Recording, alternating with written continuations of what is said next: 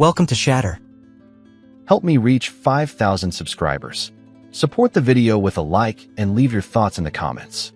We were at Olive Garden when she said it. She didn't even look at me, just stirred her drink and said, "You know, maybe my friends were right. Maybe I should have listened to them." It landed like a gunshot behind my ribs. Not loud, but final. She didn't mean to say it out loud. I could tell, but it slipped, the way truth always does when someone gets too comfortable in their arrogance. Her friends, the same ones who bragged about living free, who spent nights alone scrolling Amazon for comfort and posting fake smiles on Instagram with captions about self-worth. The same women who laughed about divorces like they were spa treatments. And here she was, my wife, echoing their voices. I didn't answer. I just stared at the reflection of us in the window, her half smile, my silence. She thought my quiet meant weakness. It wasn't. It was the sound of something shifting inside me. She reached for her phone, the glow of her iPhone screen washing her face in blue light. A message popped up, one of those group chats with the same 3 women I'd seen her laugh with over Starbucks last weekend. She turned the screen slightly away. I caught enough to read the words. "Girl, you could do so much better." It wasn't the first time, but it was the first time I didn't feel pain, just distance. The waiter dropped off the check. She didn't reach for it, didn't even notice. I left the card, signed, and stood up without a word. Driving home, she kept talking about how relationships should evolve, how women today need space, how being married doesn't mean losing yourself. It sounded rehearsed, like something she'd copied from a podcast. At the house, she went straight to her home office, ring light glowing, filming some story about boundaries in marriage. I watched her through the glass wall, listening to her talk to her followers about emotional independence while our silence filled the room between us. That night, I didn't sleep beside her. I stayed downstairs, working on the new expansion deal for my company, the one she said I was too obsessed with. But for the first time, it wasn't about business. It was about control. Not over her, over myself. In the morning, she left early for the gym, posting another mirror selfie in her Lululemon set with the caption, "Protect your peace." I watched her drive off, then looked down at my hand. The ring felt heavy. Not angry, just unnecessary. By the time she got back from Walmart with her usual protein snacks and candles, it was gone from my finger. She didn't notice at first. But when she did, when her eyes dropped to my hand, something flickered behind that perfect calm she'd practiced for the camera. I didn't say a word. I just looked at her, long enough for her to realize something irreversible had begun. And that was the last time I ever tried to convince someone to stay. The next few days felt like watching a slow-motion collapse. Quiet, invisible, but certain. She didn't notice it happening, and I didn't stop it. That's the thing about distance. It doesn't arrive with noise. It seeps in. She spent mornings recording workout videos, smiling for the phone, tagging brands that didn't even pay her. I could hear her rehearsing lines in the mirror, voice steady, eyes empty. "Ladies, don't settle for less," she said, while the man she was married to sat 10 feet away, slowly disappearing from her life. Her friends had become her mirror. Every conversation started with their names. Ashley said men get intimidated when women grow. Brooke told me I should travel alone more. Jenna says emotional neglect is abuse. Their advice wasn't helping her. It was hollow validation dressed as empowerment. And she couldn't hear the difference anymore. That Thursday, she posted a photo from Starbucks with her friends, all of them smiling like they'd won something. The caption said, "Never take advice from someone who's afraid to be alone." The irony made me laugh. Quietly, without humor. That night, I opened our joint bank account. Nothing suspicious, just familiar. Her online orders, her recurring subscription renewals. But then, a new transfer, a few $1,000s sent to Ashley Media Group. She'd invested in her friend's self-healing retreat. I didn't say anything. I just closed the laptop and stared at the dark screen until I could see my own reflection.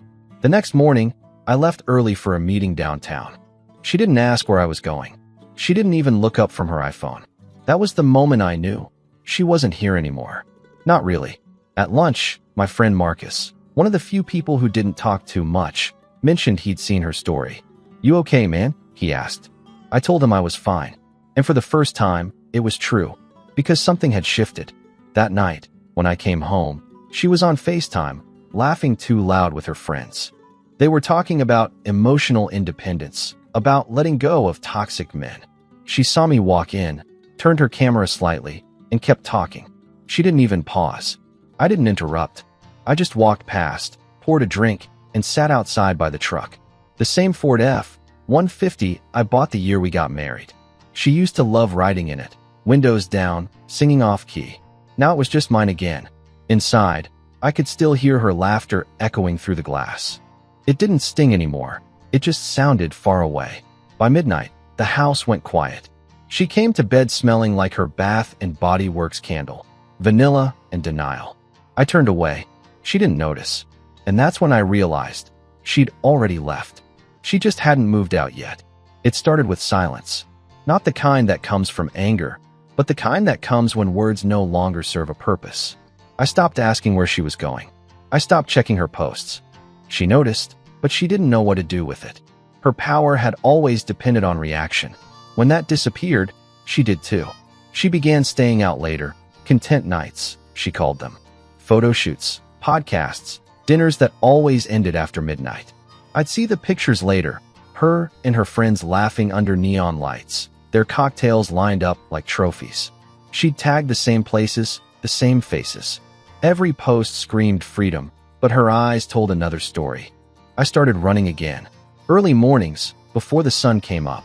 It was easier than sleeping. I'd stop by Starbucks after, same table by the window. The manager knew my order now.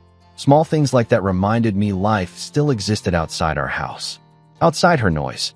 One afternoon, while she was filming upstairs, I checked the home camera app on my phone. The hallway camera caught her pacing between rooms, talking on speakerphone. She was crying, but not because of guilt. It was frustration. I caught fragments of her words.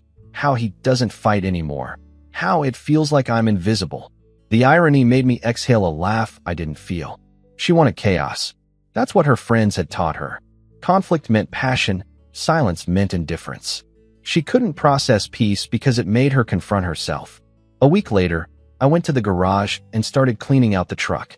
Old receipts, gym shoes, the anniversary card she once wrote me, still folded in the glove box. I kept it, not out of nostalgia, but as evidence. A reminder that love once existed here, even if she'd chosen to trade it for attention.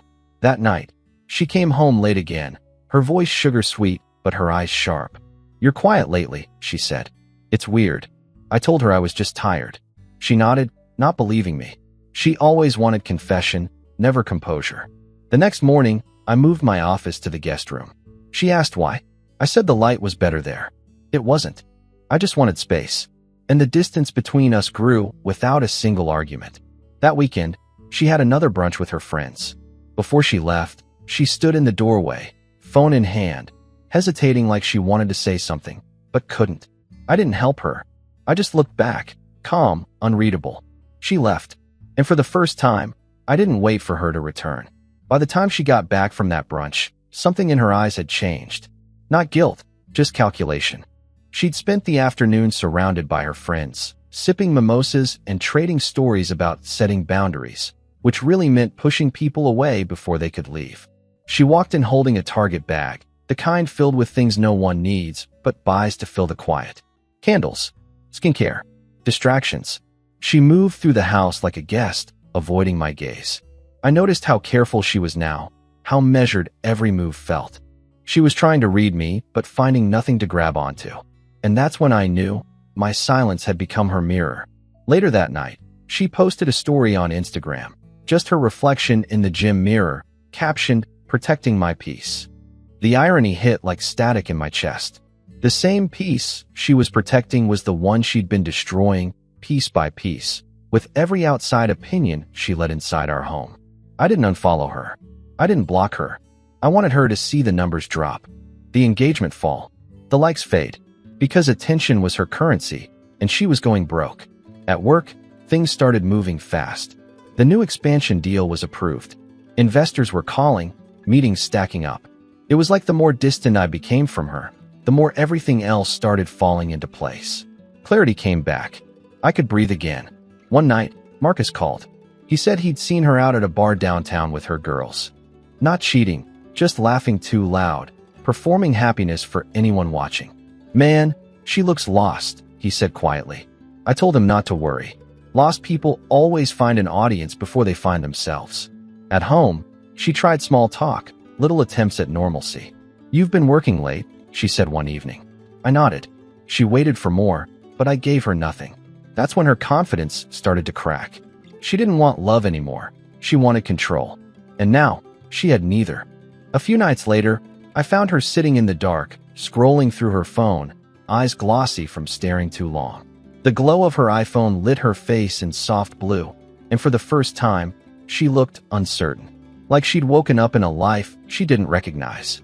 I walked past her without a word, poured myself a drink, and sat outside by the truck. The night was quiet, the kind of silence that feels earned. I realized then I didn't need to leave. I just needed to stop showing up. The shift happened quietly. She started noticing what I wasn't doing. No questions. No calls when she stayed out late. No small arguments she used to provoke just to feel something. I'd come home from work, set my keys on the counter, and move through the house like a ghost. The same walls, same furniture, but the air was different. I had detached. One evening, she was on a video call with her friends again. I could hear their voices echoing from the living room. They were dissecting men like they were talking about stock investments. "If he doesn't make you feel seen," one of them said, "leave." Another chimed in, "Girl, don't let him dim your light." They laughed, clinking glasses through screens, each of them pretending to be experts in something they couldn't keep themselves.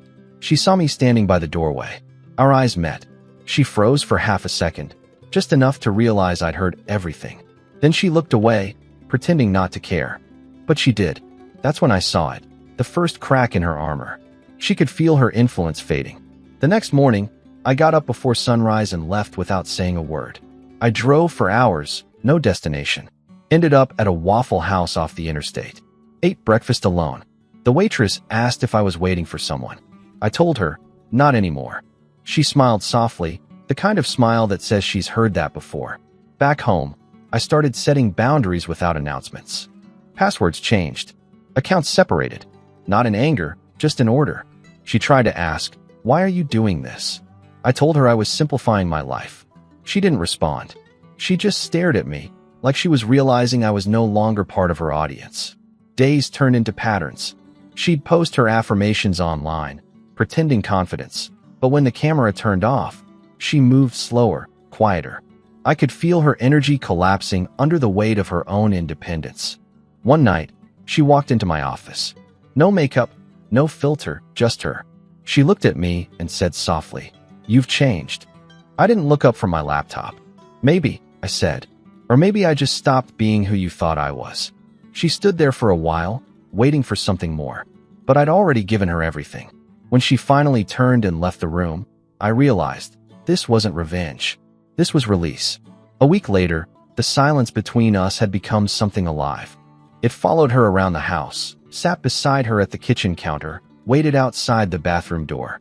She tried to fill it with noise, music, calls, laughter that sounded forced, but it always came back. You can't drown silence when it comes from someone who's done explaining. Her friends noticed before she did. I saw it in the way they stopped commenting on her posts. The likes slowed down, the engagement faded. She tried harder. New filters, longer captions, quotes about healing and rebirth. But the energy was gone. It wasn't just online. She'd walk through the house like she was looking for a version of herself she'd misplaced. One night, she came home from a dinner with her friends.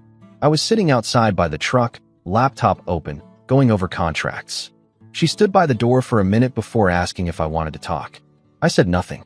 She sat across from me anyway, folding her arms like she was trying to hold herself together. "They think I've changed," she said quietly. "They think I've become cold." I didn't respond. She waited for a reaction, but there was none. Eventually, she went inside. That's when I realized how much power silence had. It doesn't punish, it exposes. She had built her entire identity on being seen, on having an audience. But my indifference turned the lights off. Now, she was performing to an empty room.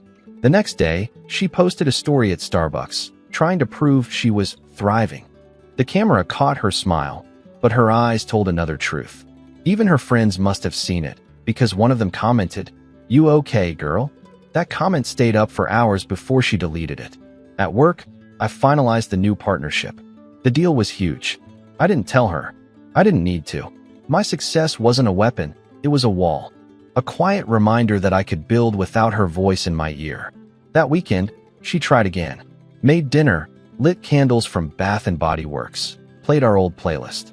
I walked in, smelled the vanilla, saw her waiting. It almost looked real.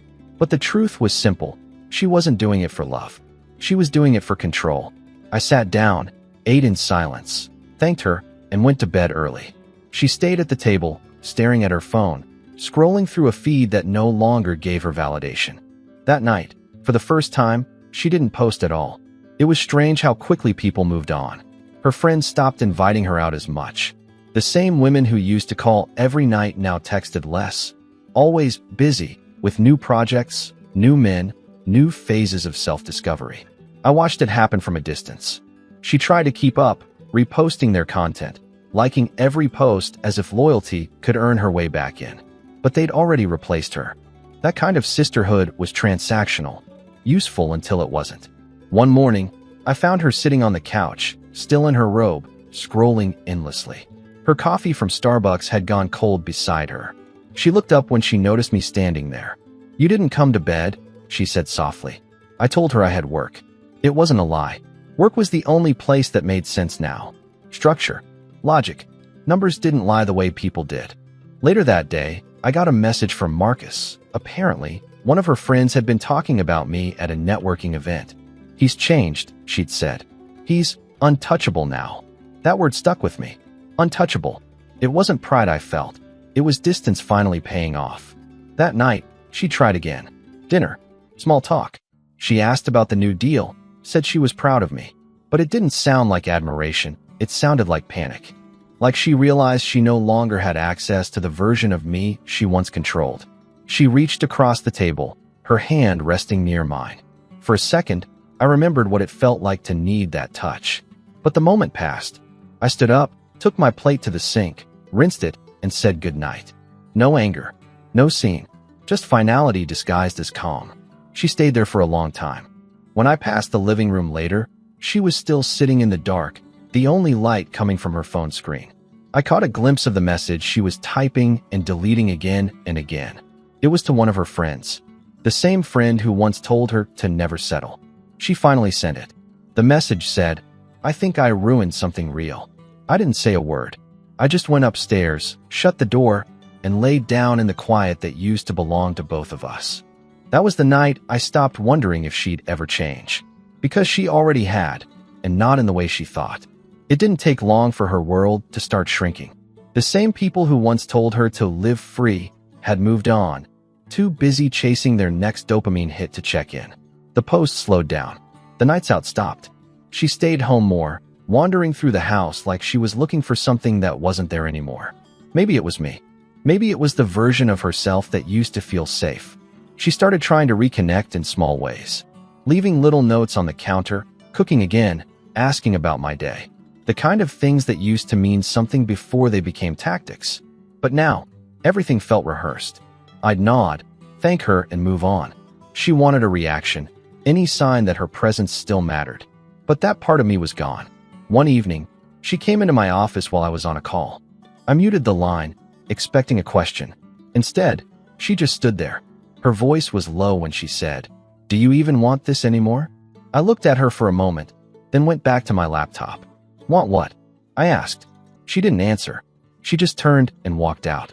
Later that night, I found her sitting outside on the porch, knees pulled up to her chest, scrolling through her phone. I could see the glow of her screen reflecting tears she didn't bother to hide. The posts she'd once used as armor were now reminders of what she'd lost. Validation had turned into silence. The comments that once cheered her on were gone. She was alone with the reality her friends never warned her about. Inside, I poured a drink, sat by the window, and watched her. I didn't feel anger, just detachment, the kind that comes after you've already mourned something that's still alive. When she finally came in, she looked different. Softer, quieter, almost fragile. "I miss how it used to be," she whispered. I wanted to tell her that the version of us she missed died the moment she stopped listening to me and started listening to everyone else. But instead, I said nothing. She stood there for a while, waiting for me to fill the silence. I didn't.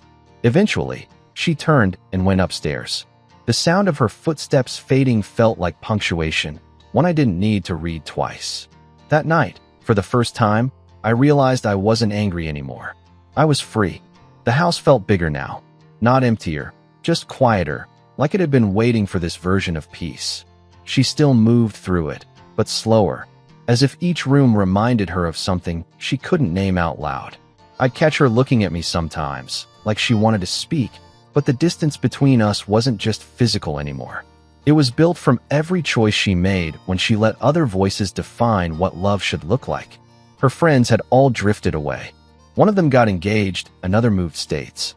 The group chat that used to light up her phone every hour now sat silent, buried under subscription emails and sale notifications from Target.